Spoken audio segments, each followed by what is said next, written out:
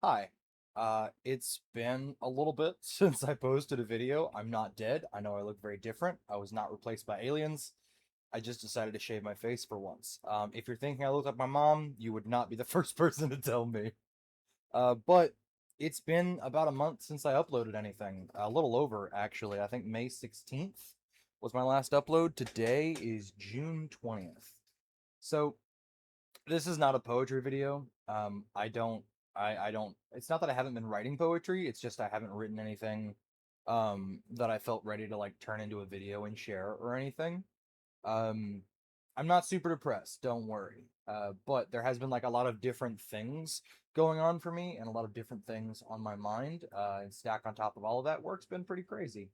So this video was just an idea where I put up a camera, I turn on the microphone over here, and I just start talking. Um, if that's not your thing, that's fair. That's fair. However, I just want to give like a brief disclaimer. I'm going to be talking about a lot of different things. Basically, a lot of the stuff has sat on my mind in the last month. This video is going to be sporadic. It's going to be all over the place. There's going to be highs. There's going to be lows. If you're into that sort of thing, stick around. If you're not, that's okay. I want to get the kind of some of the heavy stuff out of the way. So June is Pride Month, which is fantastic. It's also Men's Mental Health Month. And ironically, on top of all of that, it's usually one of the hardest months of the year for me. So this year, it would be 6 years since my big brother passed away. I'm not going to talk about him too much, and it's not that I wouldn't love to. It's just that the topic gets kind of heavy now and then. But I want to get some things out of the way about it. My big brother meant the world to me, everything to me. When we were kids, we used to fight and scream a lot, and there were times when I was a child I thought I hated him before I was someone who understood what the word hate really meant. um, he used to pick on me a lot, but like so did everyone else. Um, but they never did anything to like break me. It's just kind of how my family's always shown affection. We pick at each other. It makes you tough. Um, I heard the phrase a lot, don't dish it out if you can't take it, which was pretty much saying like if you're not prepared for someone else to fight back, don't fight. Um, which I think a lot about today. You know, you don't make a mean joke to someone if you're not concerned they'll make one back. But that also means you and a friend could make mean jokes back and forth, and it's totally fine because you can dish it out and you can take it. Um, I promise I'm not going to cry. When my big brother passed, after just a few weeks, honestly, a lot of things about myself I noticed began to change. And I'm going to talk about that specific topic, a person changing, a little bit more in a minute. But there were a lot of things my brother did as a person that I admired, that I thought nobody else could do.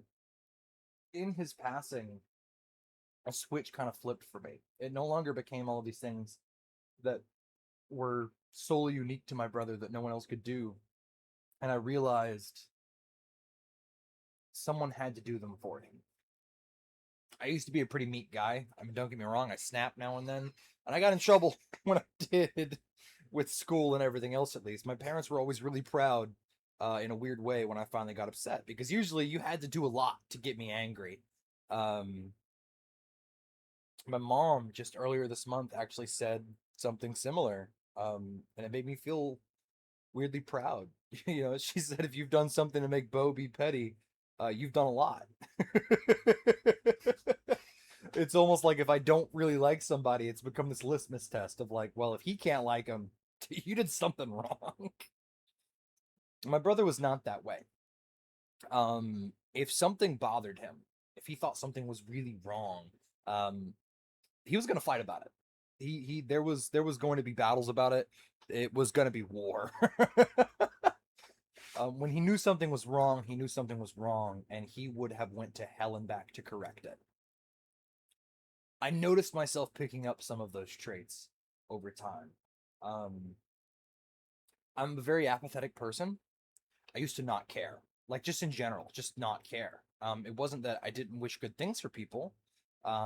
It's just that it made no difference to me. You know, I wasn't about to put myself in a tough position for a stranger or something. That's not the case anymore. That changed. I used to be the type, that if I saw two people arguing in public, whatever, their problem. I'm not gonna deal with it. Now I'm the type of person 6 years later, if two people are fighting, I want to fix it. Um, and I want to correct it. I want to figure out what's going on. Um, I'm a little bit more graceful than Zach was. I'm also not as patient, which is weird because he wasn't known for that. I say all that to say, um, people are gonna affect you in your life. They're gonna have traits and behaviors that you'll admire, and I want to encourage you to take note of that. If someone does something a way that you appreciate, you don't just it's not impossible for you to be like that. And it's not like you're copying someone else or giving up your identity for the sake of someone else. I'm about to share a really big secret with you, which is um, no person's the same every day. This concept has also sat on my mind a lot more in the past few weeks. We're never the same person any 2 moments. I mean, you probably feel like a completely different human being than the person you were when you were a 6-year-old, or even a 10-year-old, a 14-year-old, a teenager, a young adult. I'm sure if you're watching this and you've reached past my age, which most people probably have, I'm pretty young despite what everyone tries to convince me. Um, you probably feel like a completely different person than when you were my age. That's normal. And each one of those ages, you're a very different person, and you know that. And there's this weird disconnect where we constantly think the person we are right now is this unchangeable, immutable thing. It's not. That's a good and a bad thing. Because there's comfort in this idea that I'm always going to be the person I am when it comes to things you like about yourself. But it's just as discouraging when you think that way because there's all of these things you don't like about yourself.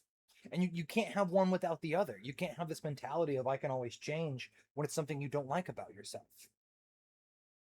This is good news, though, because all of you can change. It means you understand you have to make an active effort to be somebody and that you are in complete control of who you want to be. If you're not proud of yourself today, you can be. If you've done something that you think is wrong, you can right it. You can't change what you used to be or what you used to do.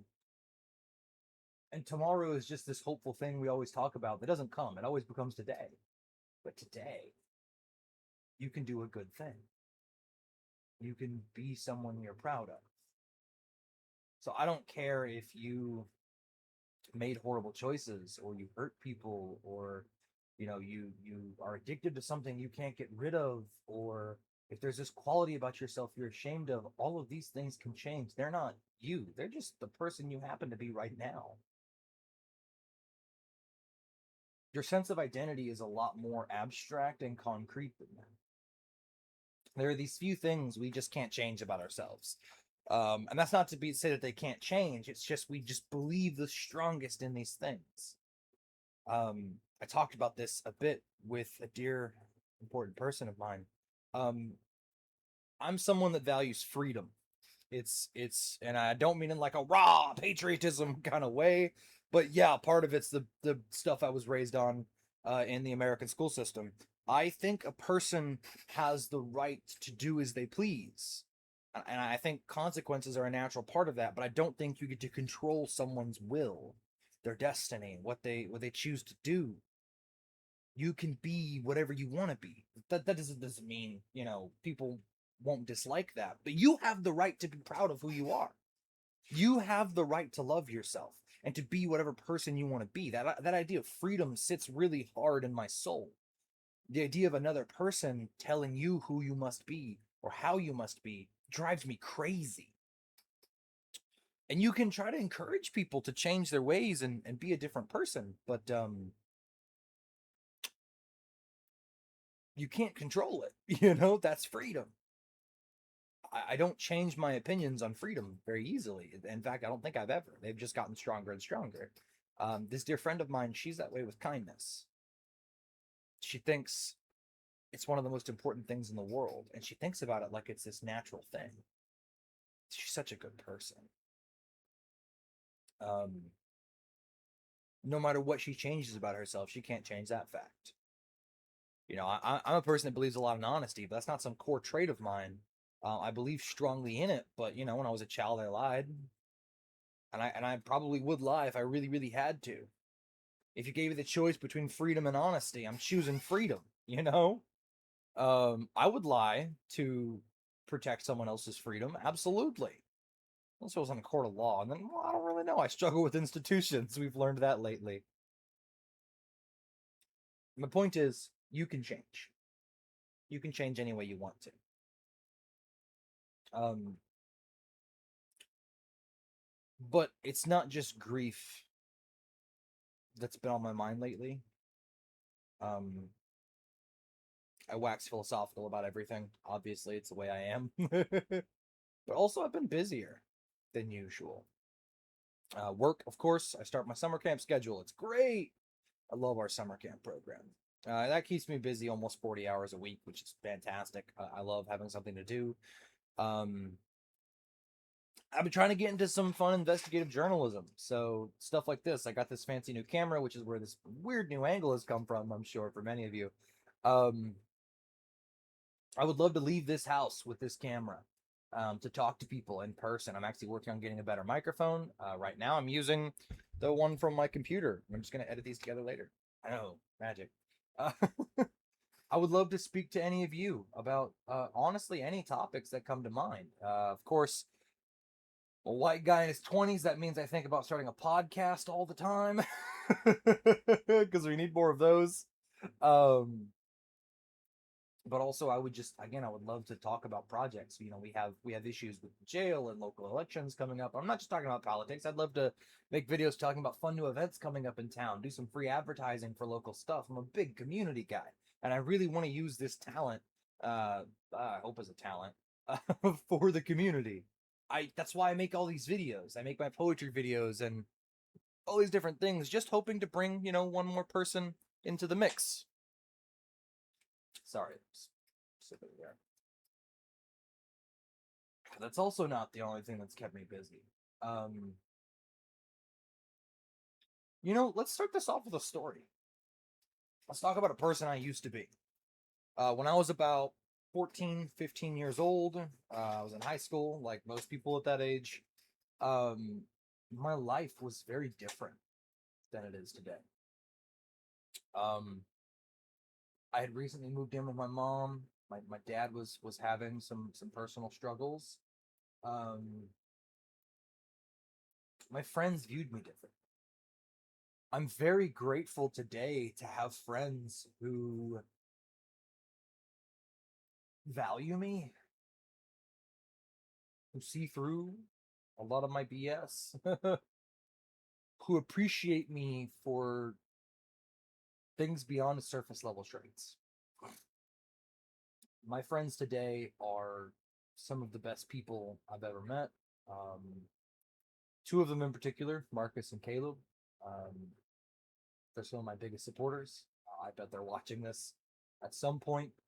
Um, I did not have friends like them when I was in high school.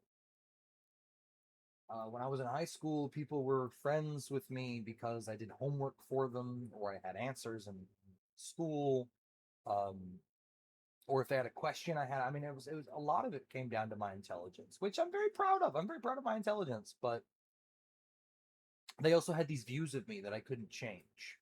I was stubborn. People thought I was full of myself, which I kind of am. Um, but I was viewed like this prickly, mean person.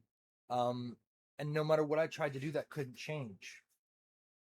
Almost everything else I tried to do was compared to that idea of the person I was. It wasn't acceptable to people when I was in high school for me to be anything else, which is hard. That's how, and we've all struggled with having an identity that's viewed upon us that's very different from the way we view ourselves, and that was painful for me. I liked to draw in my free time, and people didn't like that.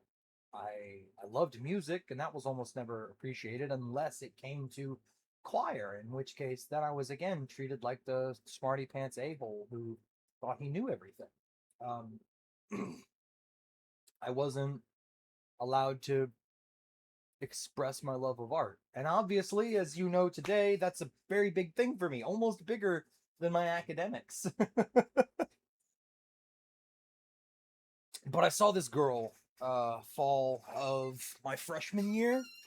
Um, she came to the school. She was a newer student. She didn't seem to be making a whole lot of friends. She actually, despite how friendly she was, it was like she went out of her way for people not to notice her. And I started to pick up on some behaviors. I realized she wasn't going to be around that long. I won't tell too much of her story because it's not my business. But she was just in the area temporarily and was going to be moving regions soon. And that upset her. You could tell it upset her. She never even had to say it. She didn't try to make friends, but you could tell she was a want to make friends kind of person. She was so friendly, guys. I've never to this day met someone friendlier than her. There were truly mean people at this school, and she would still behave like such a nice, kind lady to them, which was weird because these were people we were used to. Even the nicest people in our school got sick of their crap quickly. So I tried to talk to her, and the first two times I tried to approach her, I walked away. But I had a lot of classes with her, so I knew I either had to talk to her or lose my chance forever. Um, I talked to her in study hall, and we had a computer class together, and I let her sit next to me, and I was like, I'll help her with her computer work. This thing that I'm good at. Everyone likes when I have answers for them. She'll like it too, and I didn't think too much about it. And then we were in study hall after chit chatting, and I learned her name, and I talked to her more, and then she saw me drawing, and she complimented my art, which was weird. That was new. People didn't really care, you know. She wanted to know more about me, and she learned I liked poetry, and we talked about poetry and Shakespeare, the normal stuff teenagers do. It wasn't like I read Nietzsche or anything yet, or I couldn't anything like that. Basic stuff. um, I fell in love with her. Clearly, that's where this story was going. We all knew it was. Teenage boy didn't have really good friends, felt like nobody noticed him. A girl shows up that treats him like sunshine. Of course, I fell in love with her. Why would you'd be stupid not to, right? um, and I mean, like, fell in love with her. Fell in love with her. Like my hands sweat when we held hands together. I would turn bright red regularly, and she thought it was adorable. Um, it was your classic teenage love, I guess. But not like teenage love that happens a lot nowadays. I mean, like you probably could have put it in like a movie, and it wouldn't have felt out of place. Then I learned she was moving. Um, and I gave her my email, my address, told her to write me, which I know cliche. And I waited by the phone for months for her, and I eventually got an email, and I still loved her. Years pass. I'll leave some of the story out, but we get to today where I've been talking to this girl again for months and realized I still loved her deeply. And I finally get a date. We weren't sure if it was a date yet. It's a complicated story. Um, but we got a date. And man, I feel like a teenager again a lot of the times. I get caught up in these weird little moments. We have a lot more of an adult relationship now, and we talk a little about the issues. We're both more mature and more experienced, yet that same childhood spark hasn't faded. It's gotten better, if you ask me. I mean, my hand still sweats when she holds it. My smile feels warmer. My face gets red sometimes when I talk about her. Thankfully, it's very bright in this room. You couldn't really tell. But she's still the sweetest woman I've ever met. And I've spent almost every weekend and a few extra seeing her, which has made making videos a little more difficult. By the way, she's the one that came up with the idea for today. Just put the camera on and get talking. I have no idea how long I've been talking, and I could probably talk about her for hours more. But my point is, um, she's brought a lot of new thoughts into my head. I think a lot about how people can change and how some things stay the same. I think a lot about love and what it really means, which obviously, if you've been around for a while, I'm no stranger to thinking about it, but I think a lot more in different ways about it now. I would extinguish the sun just to see her smile a little longer.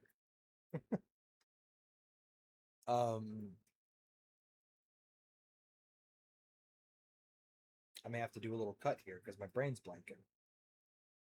But all of that to say, that's been another thing that's kept up a lot of my time. I've also been reading a little bit more, thanks to her. Um, I try to visit my family a lot more.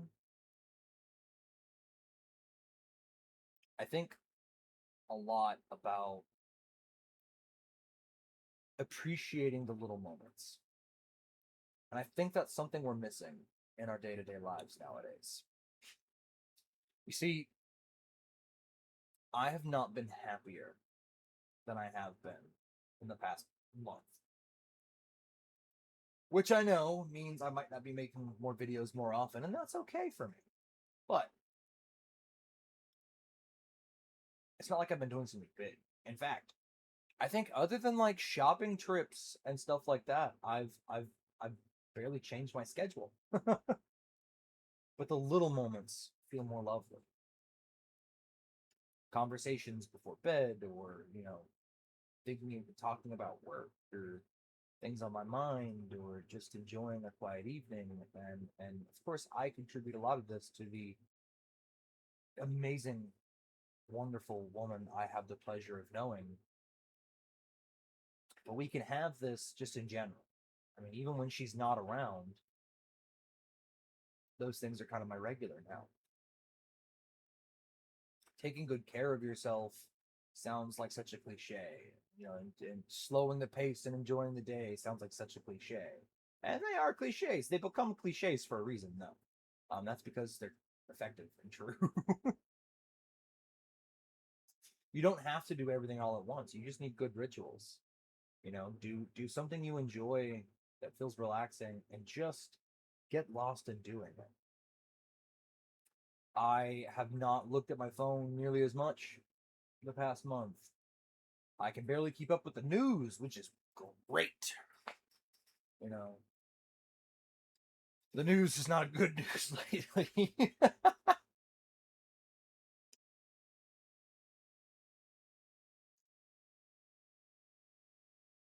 Enjoy the little moments.